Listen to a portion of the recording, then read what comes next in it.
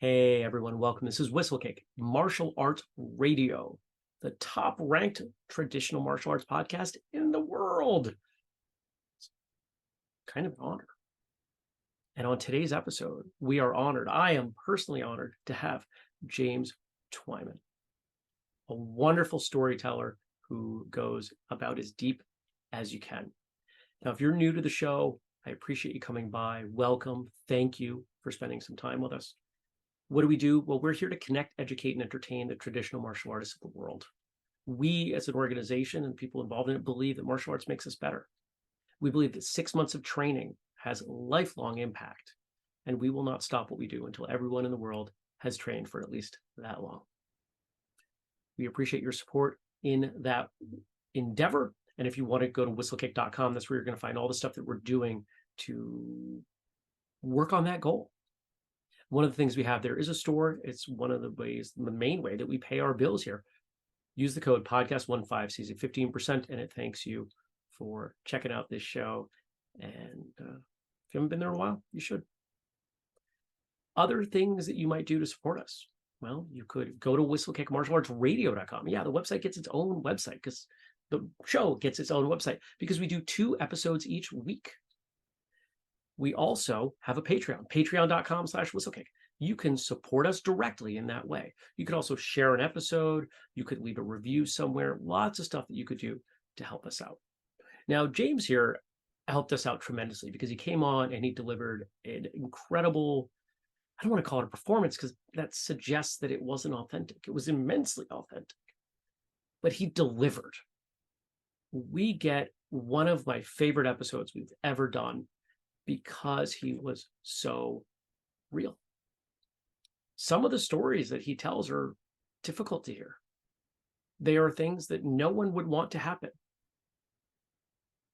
But as you'll see, they led to some better things. And I think James would agree, an overall betterment of the world because of what he chose to do with these elements of his life. Check it out. Hey, I sure can. James, how are you? I'm great. Am I coming through clear? You are. Thank you very much for inviting me on Of to course. have a chat with you guys. I'm looking forward to this. Yeah. Well, now normally I do not talk to the audience about the things that the guests submit, right? Like we ask you to submit a form, just give us a little bit of context, make sure that we're synced up on your social media, stuff like that. But under what you want to talk about, you put something in there that it's kind of big, and I kind of want to start there because I think it's important to make Yeah. sure we don't miss it. And that is the reason that you started training. Hmm.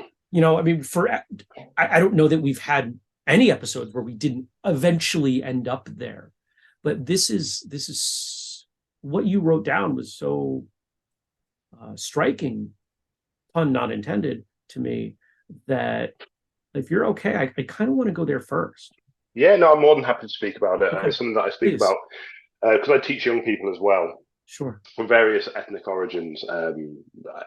It's important to be open about those kinds of conversations. So I have had, unfortunately, quite a long history with being the victim of racism Mm. because some of the areas that I've lived in, coming from a very poor social economic background, the kind of background where the first place that I remember living in was a cellar, essentially. Mm. We had to squat in an abandoned hotel for a while when I was a kid.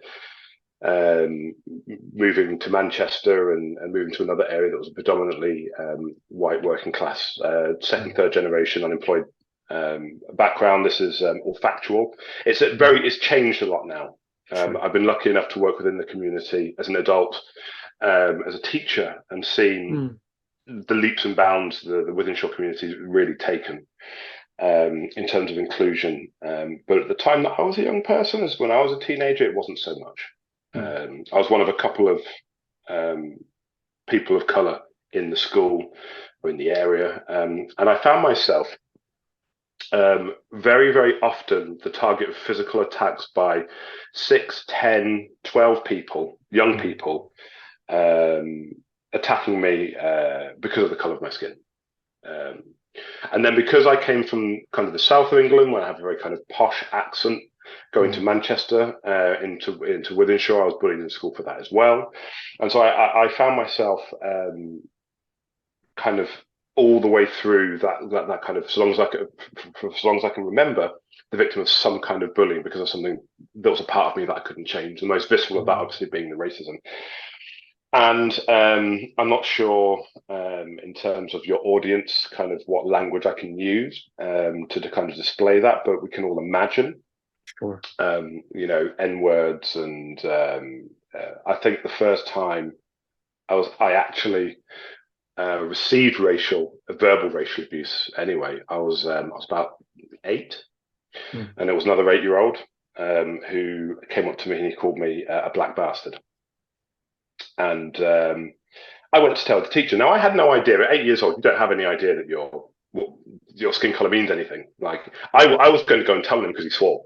He said a bad word. So I went to the teaching assistant and I said to him, he just said this, and where the teacher told him off. I believe in the wrong way. I think that was a really good teaching moment as an educator. I think moments like that with young people are really good teaching moments. They're not moments to reprimand.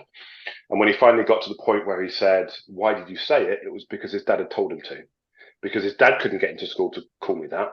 So he told his son to go and do it in the first place. So just give you kind of a roundabout idea as to the levels people would go to. I had parents attacking me on my way to primary school because I had the audacity to go to the school as their kids, same school as their kids. May I ask? I don't normally ask this question, but I think it's relevant. How old are you? So at that point, when it first kind of became prevalent in my life, I was kind of between 8 and 10. Or I guess maybe a better question: when were you born? I want people to understand. Oh, okay, yeah. So I'm 37, so I was 85. And what I think is important here is that for so many of us, I just turned 44. I'm a few years older than you. And I distinctly remember growing up and essentially being told this isn't an issue anymore. Racism isn't really a problem. Right. And so I wanted to make sure that we got there. I want the audience to understand. So please continue. Yeah, and I think you raise a really interesting point about that, because racism has evolved in the way that it's happening. And I'm not one of these people who sees racism kind of in everything. I'm a very analytical person, and I like to try and empathize with people and think about what is it that's really driving people's behavior. I actually think that your empathy is a mental kung fu. And actually, it's a lot of the times when you approach a violent situation, empathy can be the thing that de-escalates a violent situation before you ever have to get to kind of fisticuffs. Very British term. And I think my partner, who I've been with for 6 years, she has always been aware that racism is a thing. I think we're all aware that it is a thing. That is essentially, when people use the word woke, that's what woke actually means. It just means being aware that there is discrimination. But she'd never seen it before until 2 years ago. And this is, like I say, 2 years ago, I walked into a restaurant in a small village called Broadstairs, which is one of the places I grew up, thinking it would have changed. And I was denied entry. And I walked in, and the manager took one look at me, shook his head, and said, "We're full." Now, I looked around at this incredibly empty space that had one old couple and one small reserved table. And I looked at him, and he looked at his diary looking for bookings, which he had none. And he said, "Right, go sit in the back in the corner," so that I was out of the way of the other customers. And my partner that was the first time she'd seen it. And I think it upset her more than it upset me, because I've unfortunately been, at the tail end of that, whilst teaching, not just by students as well. So I was about, can we fast forward a little bit? And this has been going on for a while, and I've started a new high school. I'm getting bullied at school because of the colour of my skin and the way that I speak. I was also a bit of a geek. I was quite academic. That never paints you in the best light in high school.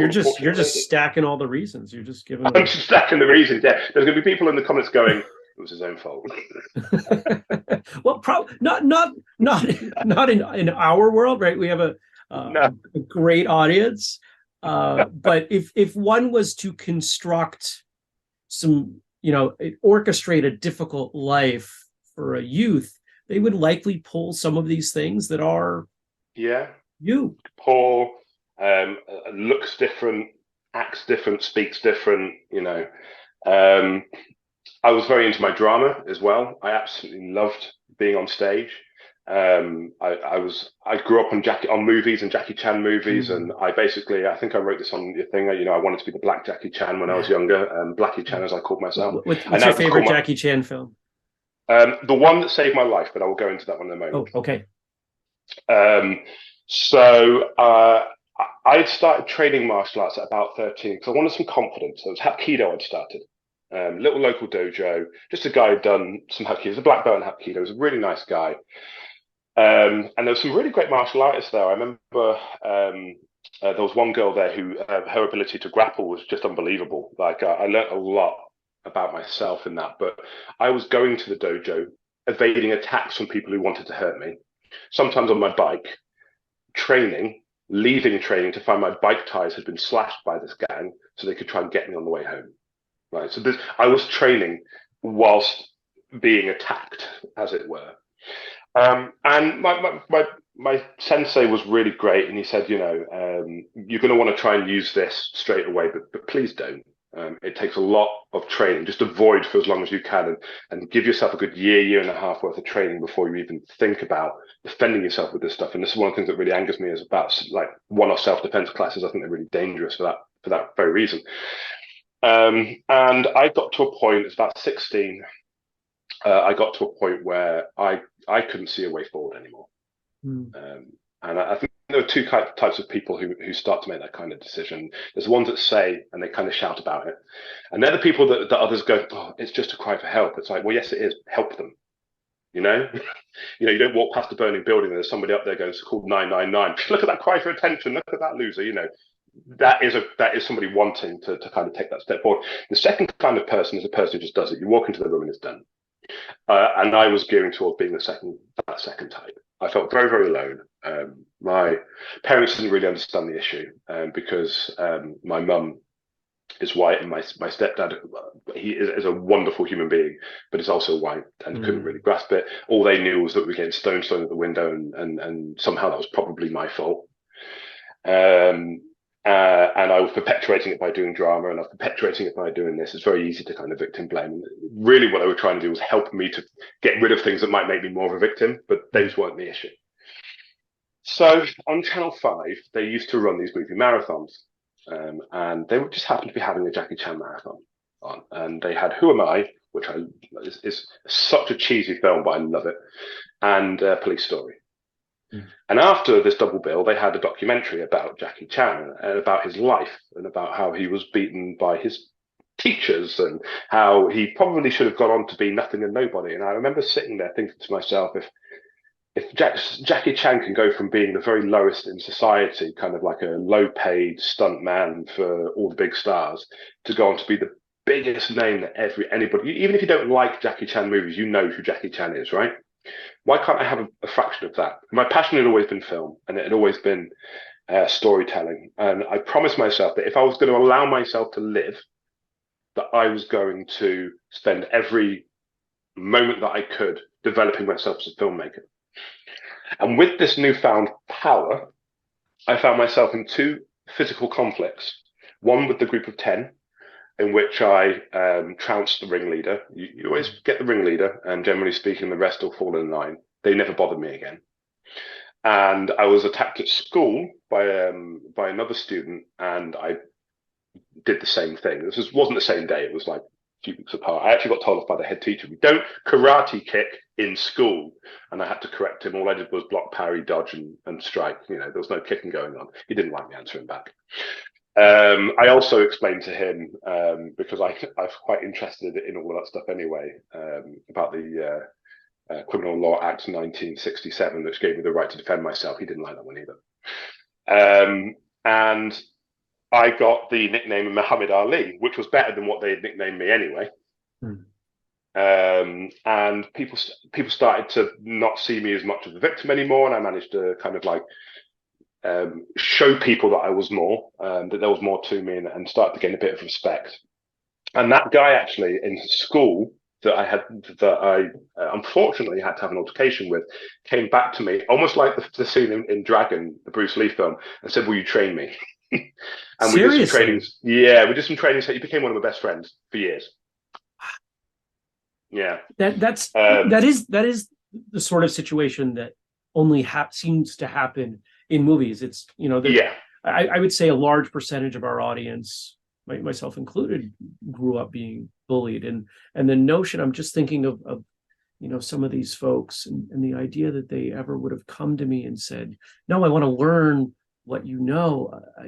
I don't even know if I would have known how to handle that. Yeah. I mean, we met up. We did some training sessions, and he told me a little bit about himself and kind of his anxieties and why he acted the way that he did, Mhm. and gave me a really interesting kind of insight into the idea of empathy. I wasn't particularly great at it at the time. You should have seen me trying to direct a movie. I was like a dragon, but not the good type that like Bruce Lee is, but the bad type that eats people. Um, and and we became friends for years and years and years. And he taught me a little bit of skateboarding. We did when I started making movies. He did some stunt work. I use that term really loosely in my first few awful movies when I was 16. And I haven't seen him in years, but I think if we met up and I saw him tomorrow, we'd just be like, "Hey, how's it going?" And we'd always go back to that moment and how that moment spawned a friendship. Mhm.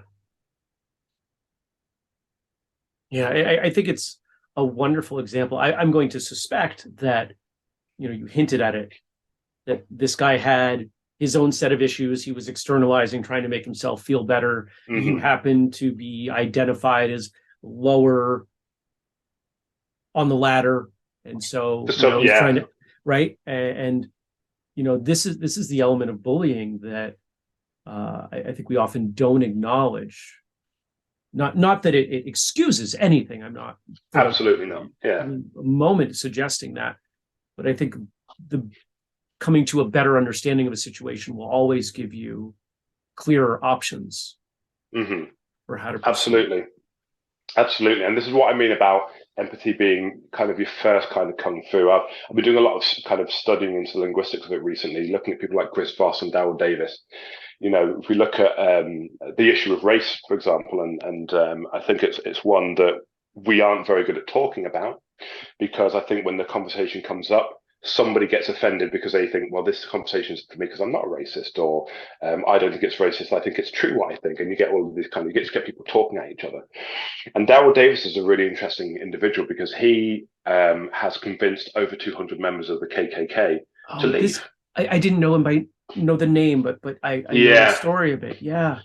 And Chris Voss, who was the ex-lead FBI hostage negotiator, who, if you ever want to do a conversation on linguistics for self-defense, see if you can hit that guy up, because the guy Mm. is a next-level linguistical genius, and the techniques that he uses.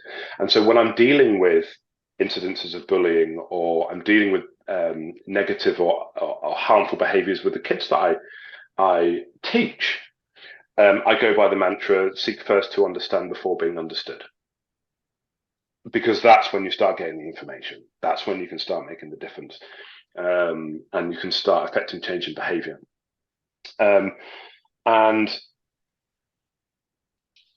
it's something that I've learned as I've kind of gone through, because obviously with the martial arts, initially it was just all about the martial arts, and a lot of people ask me kind of what styles do you do, and what belt are you?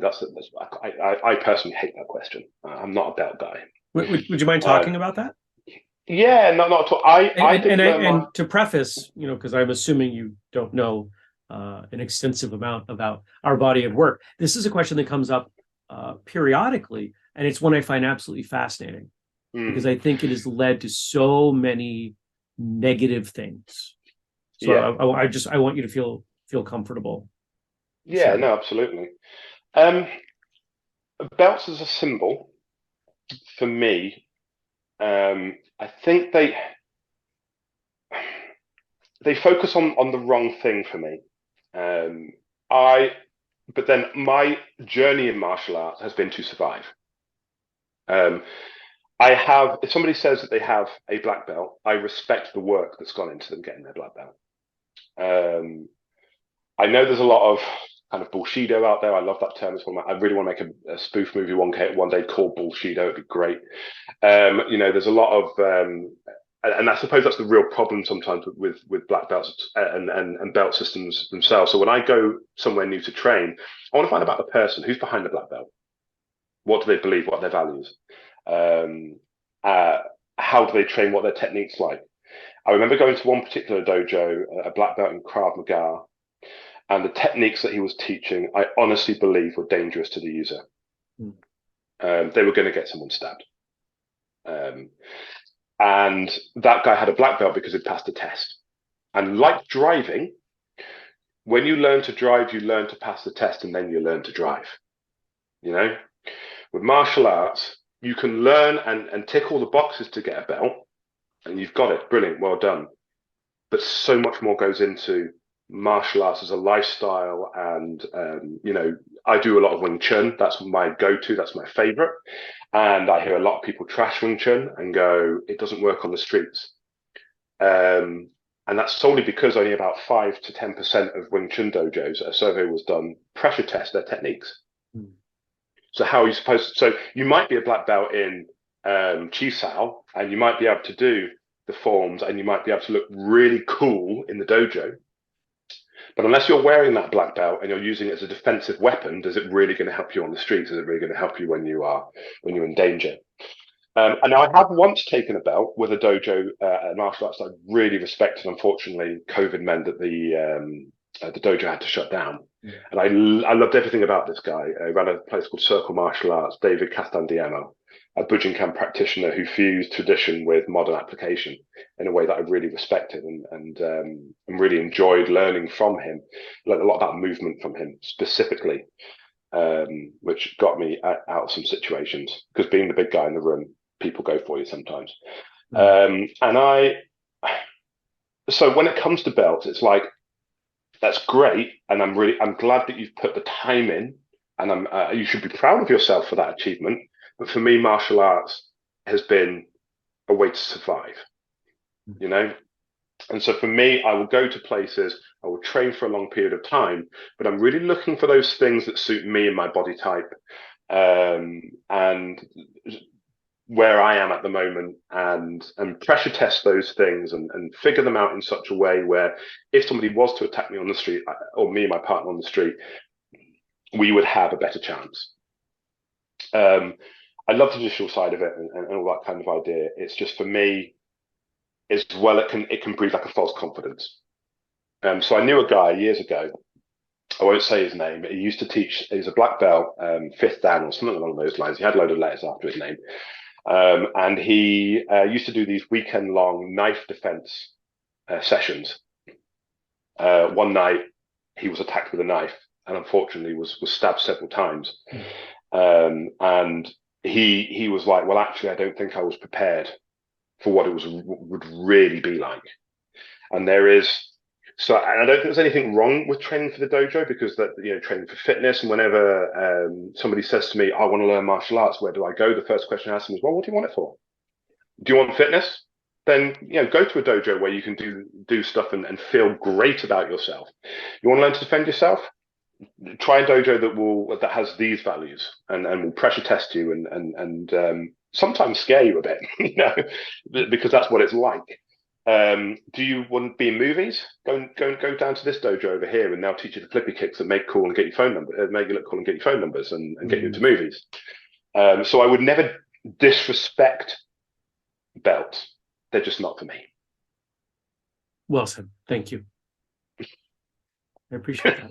It's such a it's one of many subjects in the martial arts where it's not necessarily binary, right? There are nuanced opinions in the middle, and I have predicted that we are going to, as an industry, evolve beyond rank as it is today. I don't know necessarily what that looks like, but I think so many of us look around and say, there's something off here. And I think we're at a stage where a lot of schools are starting to do things differently, including there are schools that don't have rank at all. Yeah. They treat it more like a dance class where your skill is obvious. We don't need to put a badge on. Yeah, absolutely. And I think so you got those really serious martial artists, the ones that have worked their entire lives and understood martial arts from every single aspect and can go out and pressure test it, who have a black belt, who absolutely deserve some kind of recognition for just how incredible they are. Mm-hmm. And then they look around and they see these McGims giving out black belts like toffees, and it disrespects them. And I think when I was training out in China, it was very much like that dance class mentality, right? I can see that you've mastered those skills, or you're not mastered those skills. You never mastered the skill, but I can see you are competent in those skills.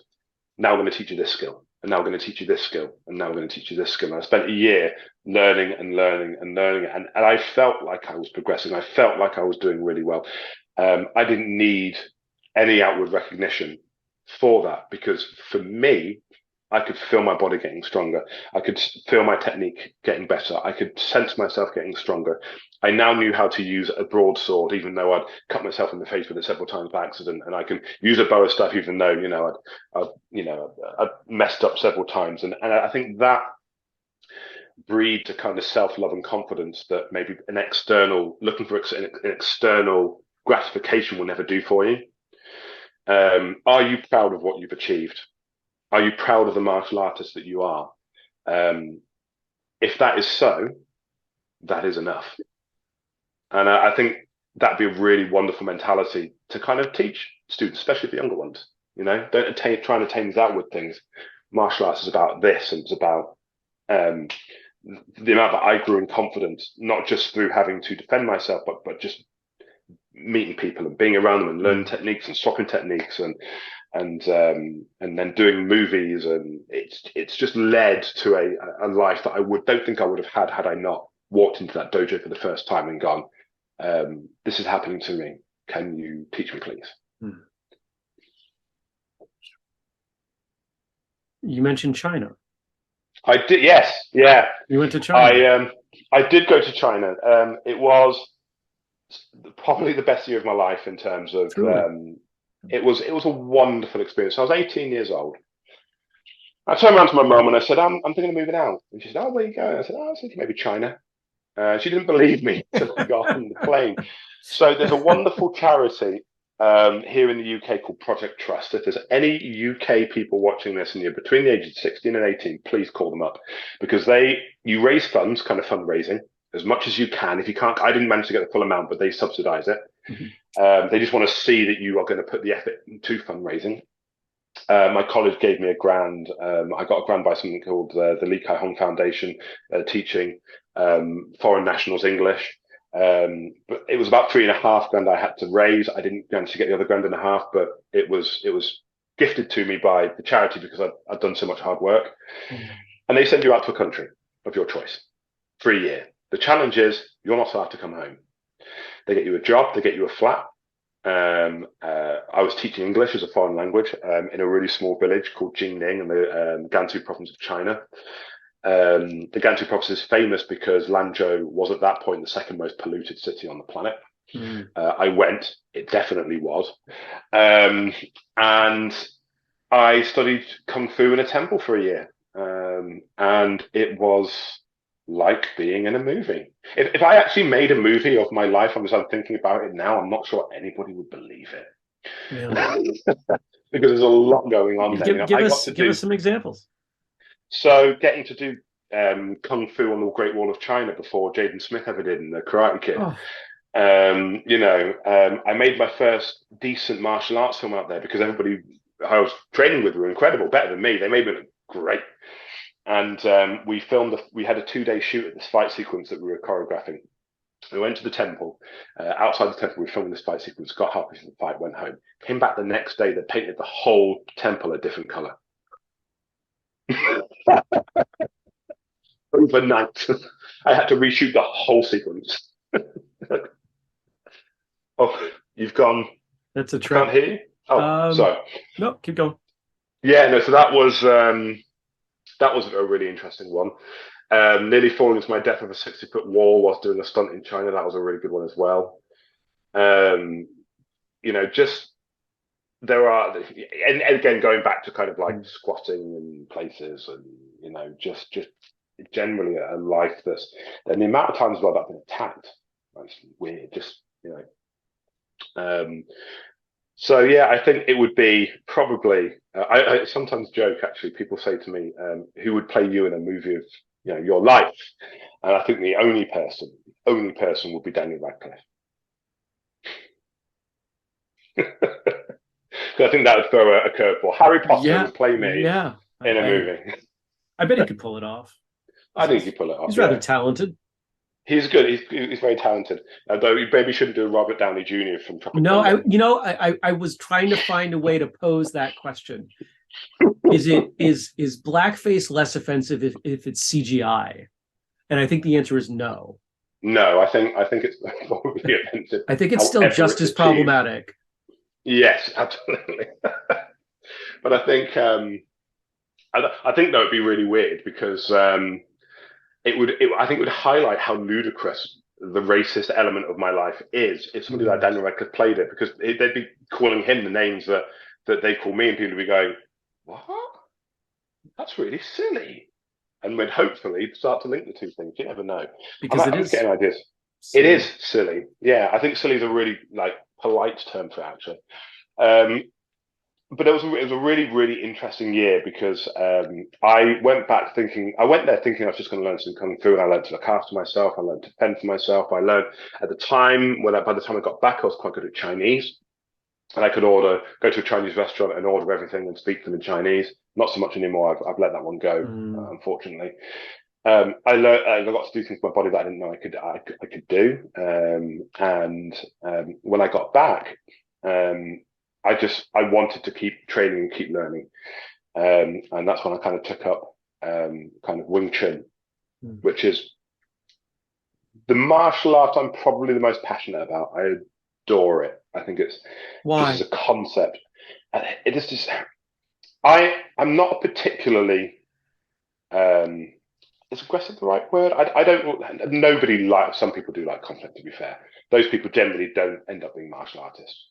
But the thing I love about Wing Chun is it's very relaxed, and I can de-escalate a lot easier with it. So when I do Tan Sao and Wu Sao, I do it in I don't want to fight way, and I don't do any other martial arts where you can get into your ready stance and look like you're ready to do anything other than fight. Whereas with I'm back a bit with the Wing Chun, when you do the Wing Chun, I'll go, look, I don't want to fight. I'm not interested, and it's very, very open hand. It's a little bit more open, but I feel protected. And I also just love the kind of the smaller movements and the use of somebody else's strength against them, because a lot of the time, some of the times that I have been attacked in the streets, it's usually been big guys who want to take me on and go strength for strength, and I'm not always going to win that. With Wing Chun, I've successfully managed to protect myself 100% of the time. I've not been seriously injured. I was once bit on the boob, but that was my own fault. Say again? I was bitten on the boob. Okay, that's what I thought I heard you say. Yeah, this drugged up guy attacked me and my partner at the time, and I tripped over a paving stone and landed on my back. And I'd done a bit of Brazilian Jiu-Jitsu, so I was kind of okay on my back. But when you're in that guard, you wrap your legs around, you bring them in, underhook, bring the head into, and you try and you restrain. You don't do that in a street fight because they bite your boob. And I had to have a tetanus shot in my bum the next day. So my laughter is not at you or the situation. My laughter is at,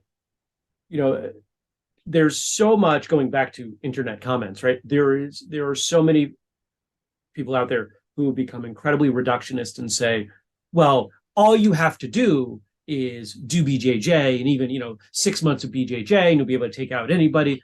But the general instruction of take guard, pull them in, right? And it's such an obvious solution as the attacker to that problem. Oh, I'll just bite you. Yeah.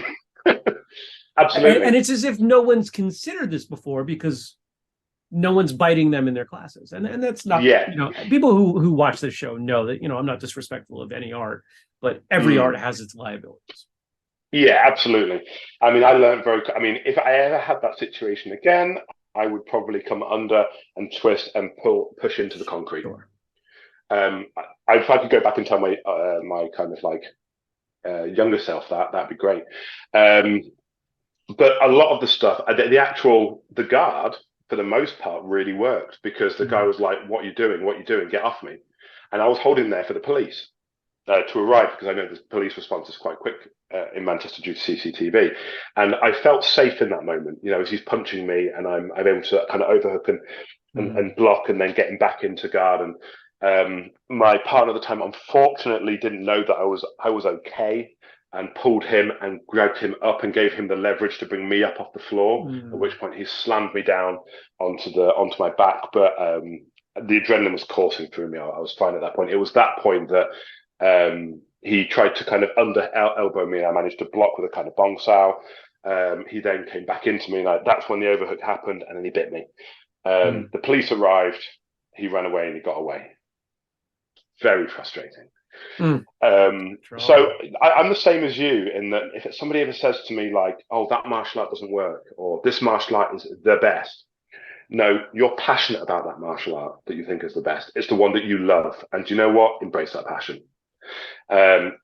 You don't gel with this martial art, it's not for you. But actually, somebody with whom it does gel, who has pressure tested it and feels comfortable with it and has used it successfully, will tell you that that's their favorite martial art, whilst they're probably telling you that yours doesn't work.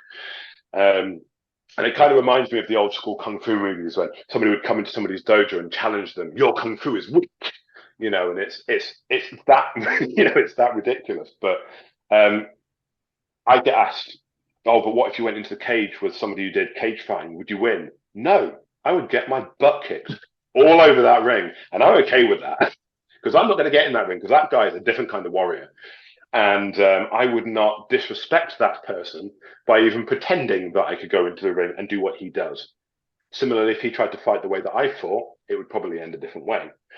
What I would actually want to go and do is get in the ring with that guy and say, "Teach me something I'd really like to learn.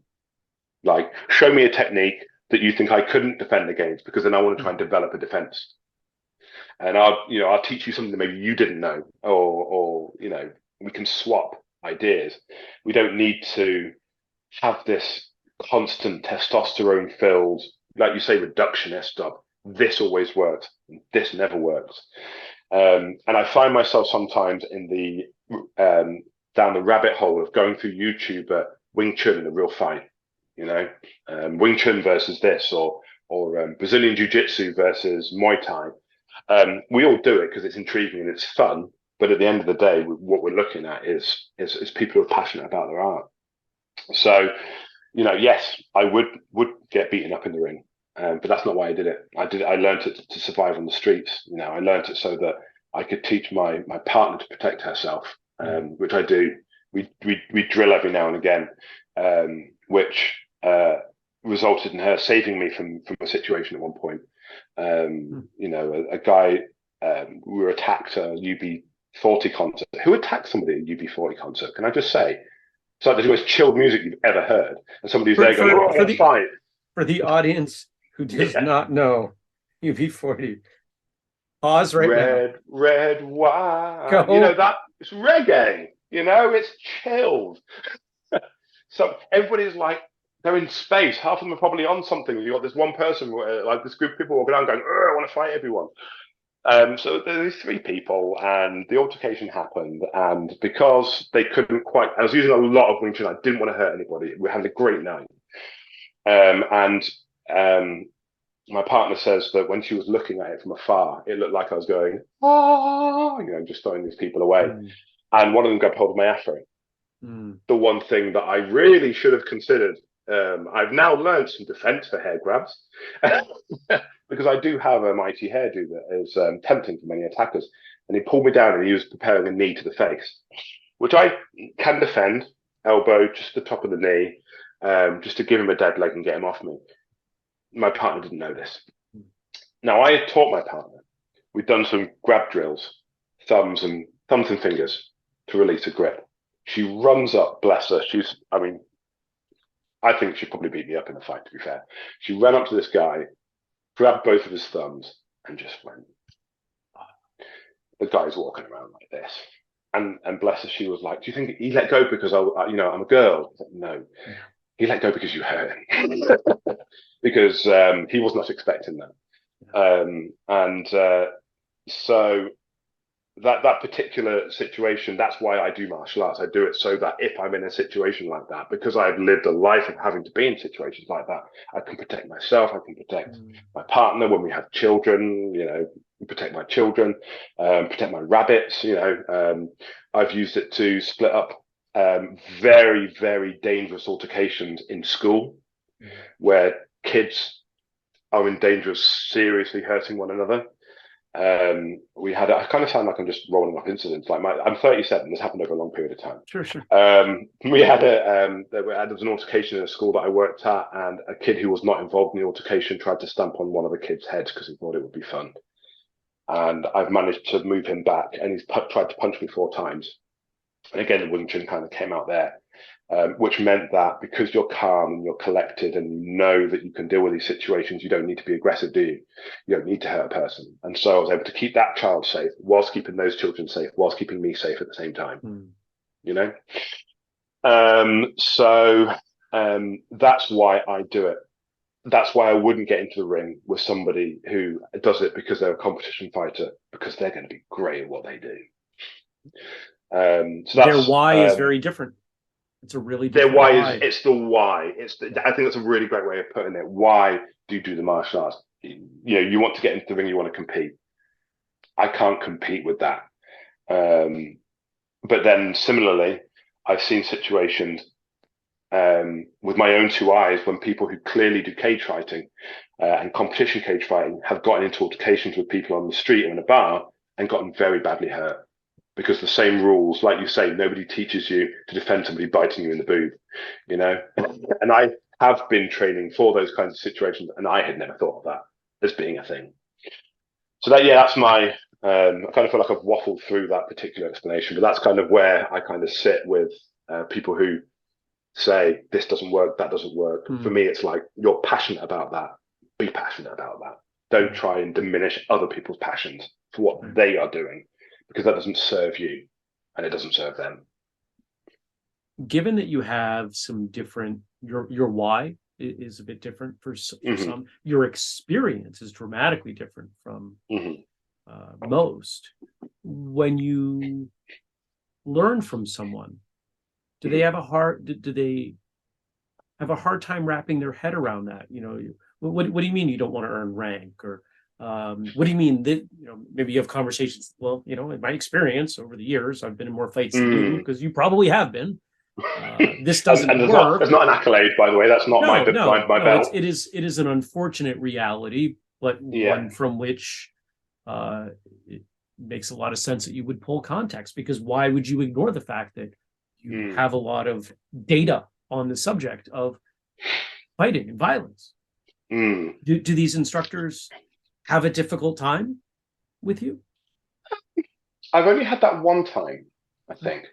And it was a taekwondo guy who just took a disliking to me. And I don't go into a dojo going, I don't want to do belts because I don't believe in them. Sure. Right? I go into a dojo and say, if I've stepped through that door, I come in and say, I sometimes even just pretend I'm a beginner. If it's clear that I'm not a beginner, because sometimes they go, you've done this before, haven't you? And I say, I want to be a beginner. I don't want to come in with all of my things and go, I know how to do this now. I want to learn what you've got.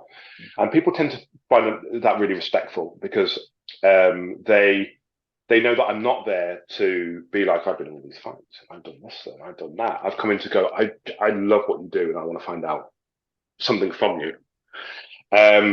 And the one time that I did take some gradings, I just had so much respect for the martial artist that I was like, I don't feel like I can be a part of your dojo and not take part in that part of your culture, because it seems quite important to you.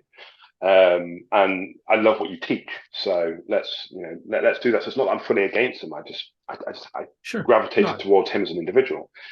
But normally when I want to learn something, the mere act of deference, that respectful submission to that other person, you've got something that I respect, and I would be really appreciative if you gave that to me. It mitigates a lot of ego, because you've gone in with, I don't have an ego, and in fact, I respect you and what you do.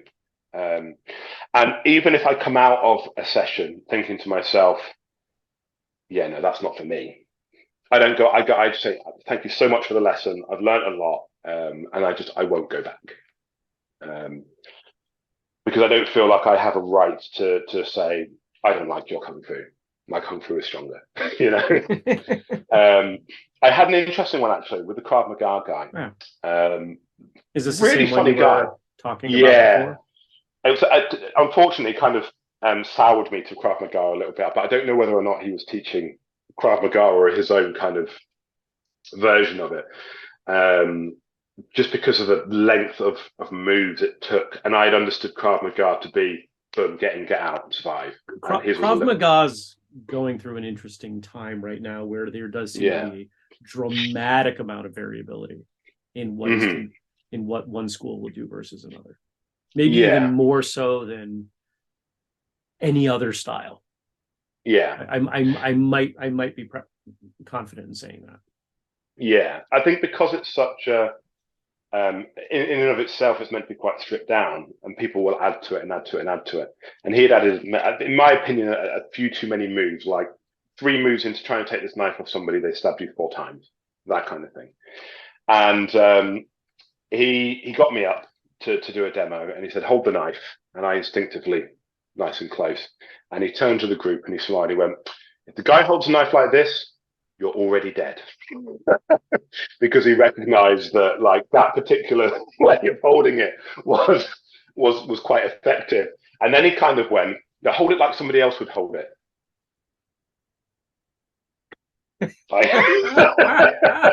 When actually, most people who get stabbed, they probably hold it here. They probably don't. If somebody shows you a knife, they're probably not going to stab you. If somebody's going to stab you, they're going to hold it here. I remember the people who survive knife fights, don't do this. No, they do not. Chronicle 44 in James Twyman's experiences with violent situations. I've 3 times been in a knife situation, and one of the scariest ones was at a house party. And this is where I think this is one of my biggest examples of why talking and empathy is really the best way forward. He comes into the party, and this was before I'd learned any of the linguistical techniques. I'd just kind of been learning myself how to kind of be like that. And one of the people in the party had at another party physically assaulted one of the girls that was at the party. So she had, knowing that this gentleman was going to be there, gotten one of her family members, who was a rather large gangster, to come to the party halfway through. He bought 3 guys in a getaway car, a big guy with him, and a kitchen knife like this. And he starts waving this thing around. Now, I don't remember exactly what I said. I think we got to the conclusion that this guy was in the wrong and that he would never do it again. And that actually, I think at one point the pizza delivery guy came, and we paid for the pizza, and we ended up sharing some of this pizza. Because it's like a blur for me, because inside I'm doing this. But everybody was like, at the end of the situation, when he left and drove off, everybody was like, how did you do that? Like, he was going to stab someone. And people regaled to me that I had just been really calm, really collected, used what I now know to be the late night FM DJ voice, which is where you talk low and slow to just slow the other person down, so that even if they're up here and they're shouting, they have to join you in order to be heard in any way, shape, or form. And I saw the guy a few weeks later in the street. He just came up, fist bumped me, and went, "I like you," and walked away. And you can be, as they say in the film Snatch, you could be, I'm our Bruce Lee. You're losing that fight every time with that knife and those people. Like, don't even get into that situation. Um, you know, so when I hear people and see people do knife defense techniques, I know that when knives come out, you either don't see them and they'll kill you, or you do see them and they want something, give it to them. You know, the other time I was mugged successfully by three guys with knives. That was a fun day. So I think we should do a poll on this one. To what extent was this situation my fault for not being situationally aware? I was walking through a prevalent gang area in the dark at night wearing a suit carrying a laptop case.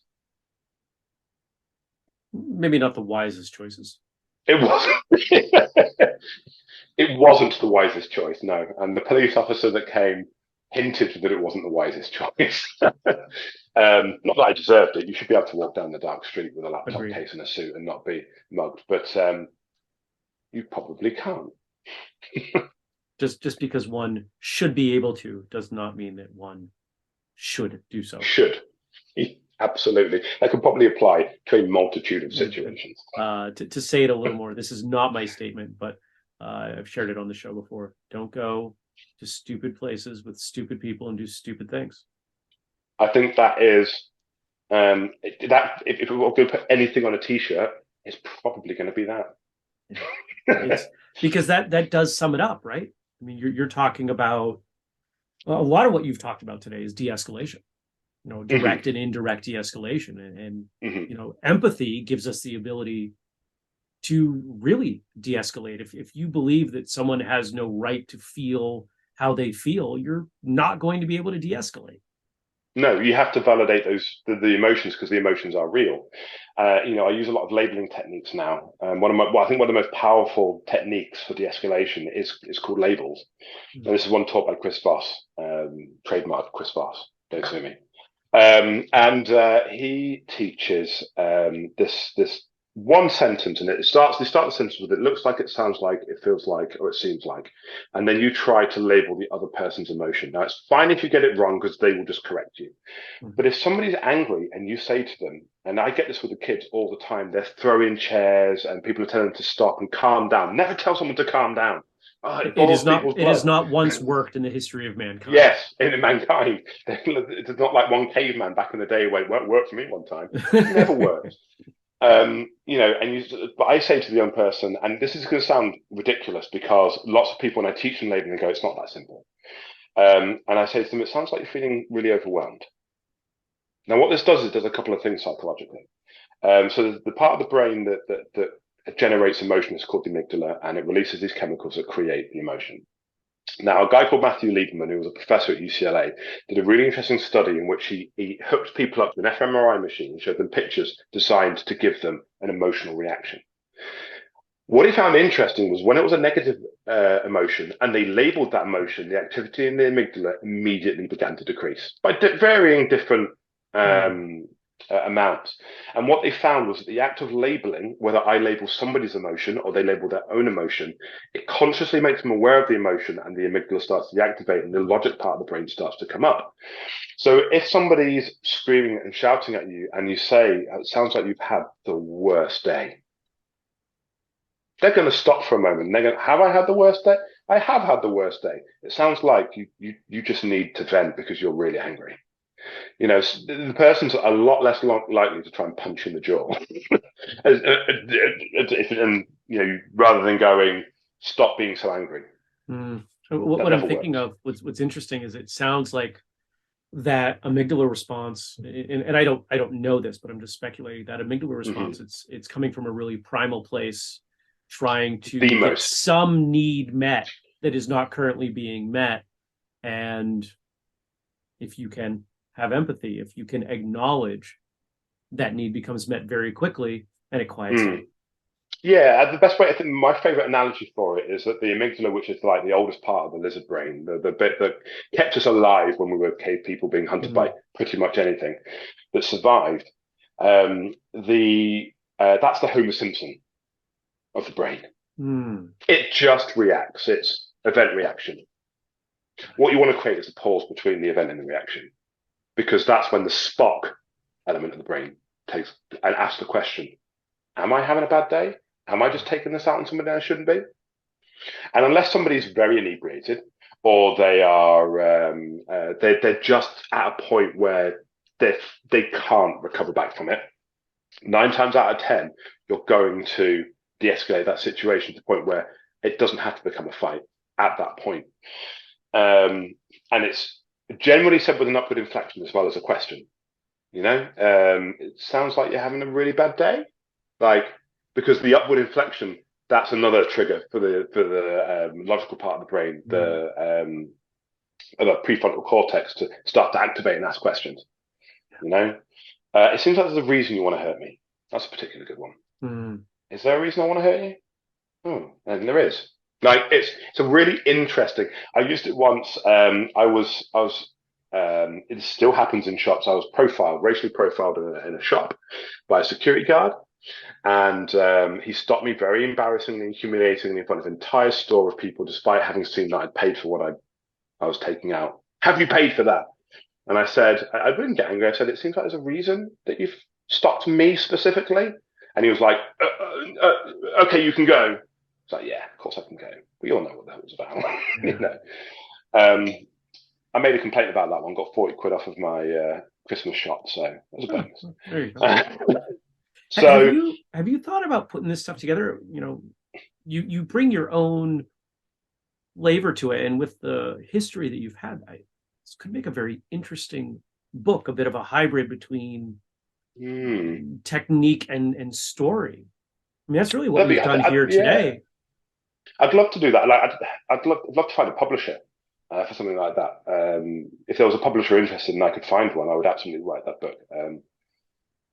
Because I love to write. I just had my first novel published in March. It's a horror novel. Thank you. It's probably one of the proudest moments of my life. Well, tell us about it. Tell us about it. So, interesting, actually, the martial arts does link into it as well, because it's helped me write fight sequences. So it's called Lead Me to the Dark, and it's a vampire horror novel, and it's very, very horror.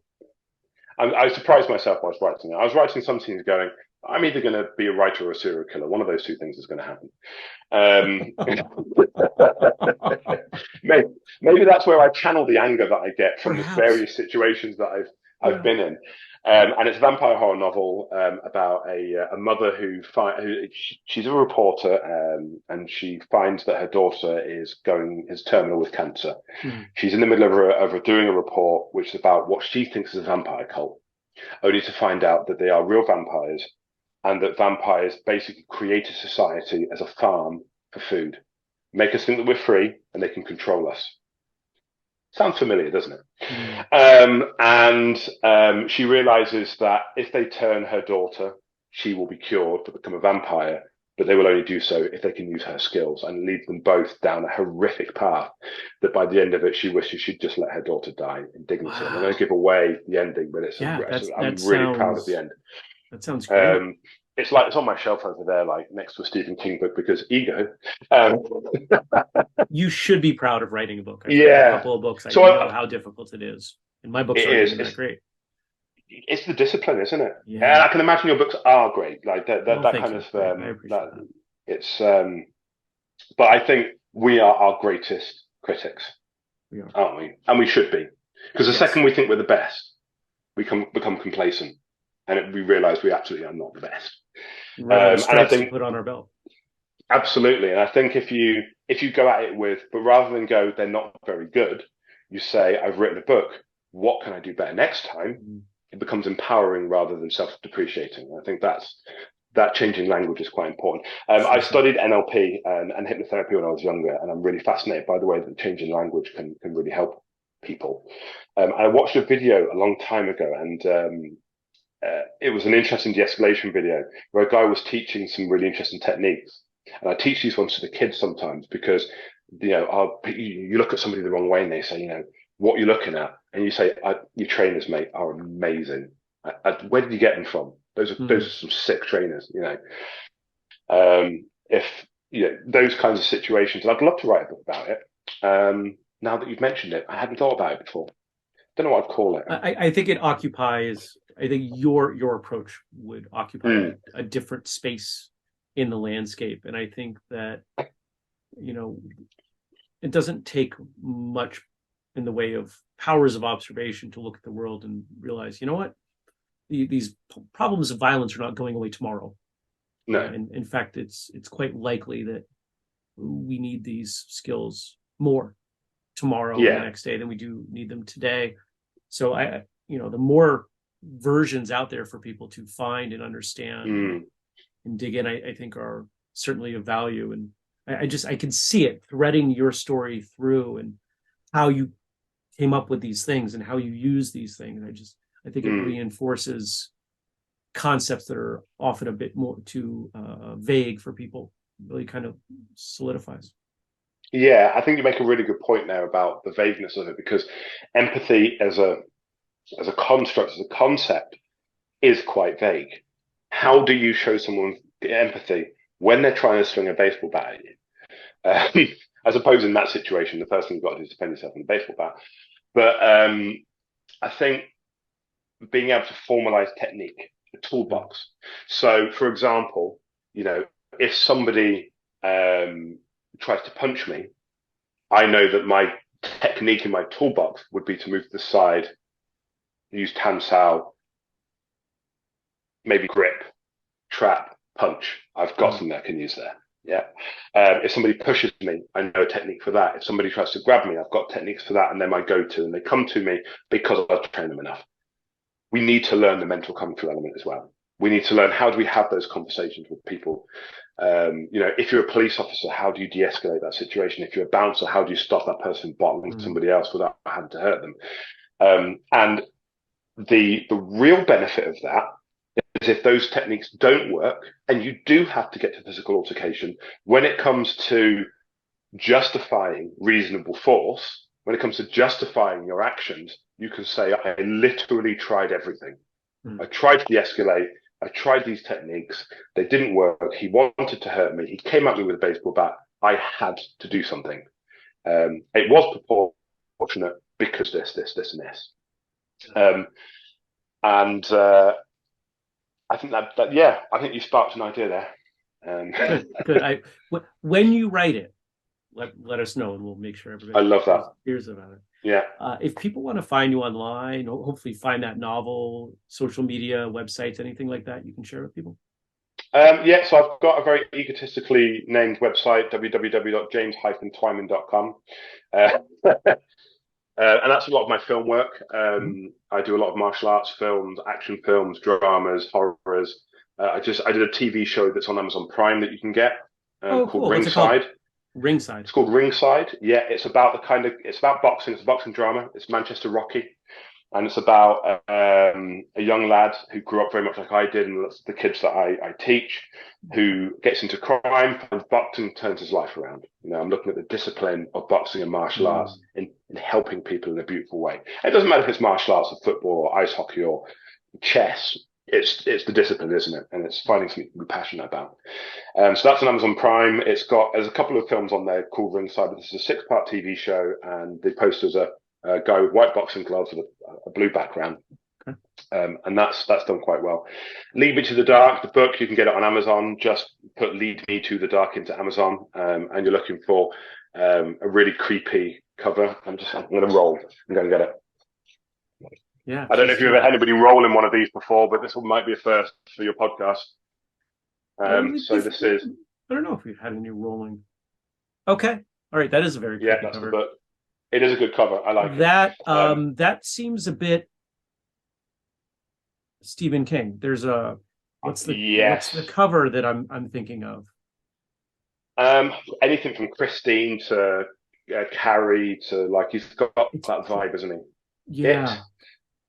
It's the green. It's the use of that green in there. Yeah, I went for kind of Stephen King and David Fincher vibe. So fun fact, his wife spoke at my high school graduation. Really? Oh, that's awesome. I would love to if I got 10 minutes for Stephen King, I'll probably learn more about writing than I have done in 37 years. This guy's a genius. Yes. Although what's the going joke is that he can't write an ending, so maybe I wouldn't ask him about how to do that. I really, go ahead, please. Yeah, so if you want to get the book, it's on Amazon Prime and YouTube. I know you Sorry. sent over some links. If there's other stuff, let's make sure we get a full Yeah, set of links. I took some notes, but feel free to send over an email. We'll make sure we put all this stuff in, because you've talked about some really cool stuff, and I've got a feeling people will want to check out your things. I certainly that'd be will. really awesome.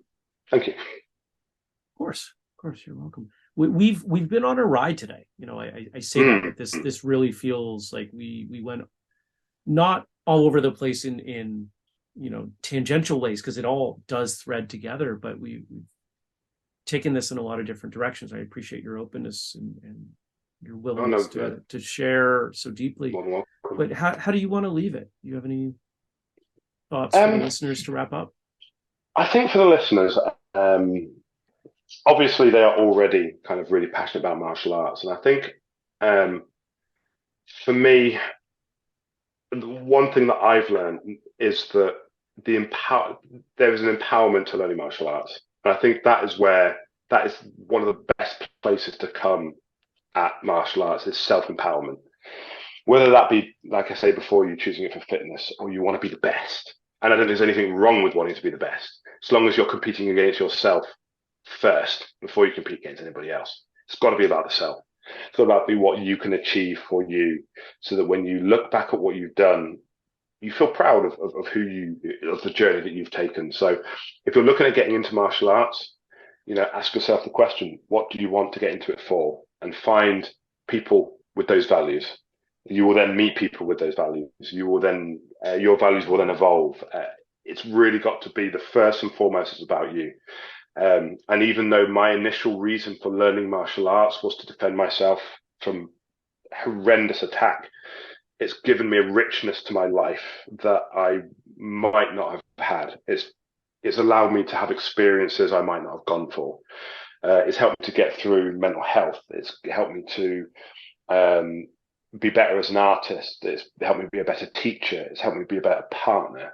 And that's the art for me, part of martial arts.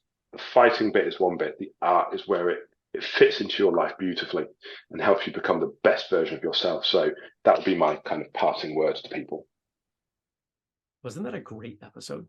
Did you not enjoy James' stories? I could listen to him all day. And I really do hope he does that book. He writes that book. I would absolutely read it. And I bet most of you would as well. James, thanks for coming on. I appreciate your trust in telling these stories. And shout out and thank you to Rick Worthy for connecting us. Audience, after that episode, there's not much I can ask of you other than maybe tell other people about this episode. Share it with people. I'm sure you know people who would find a lot of value in hearing this conversation, in hearing James' stories. So help us with that.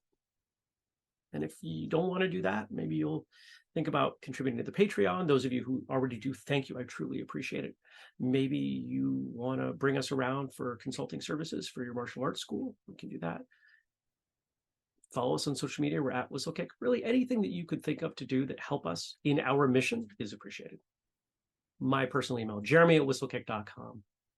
That's all I've got for you today. Until next time, train hard, smile, and have a great day.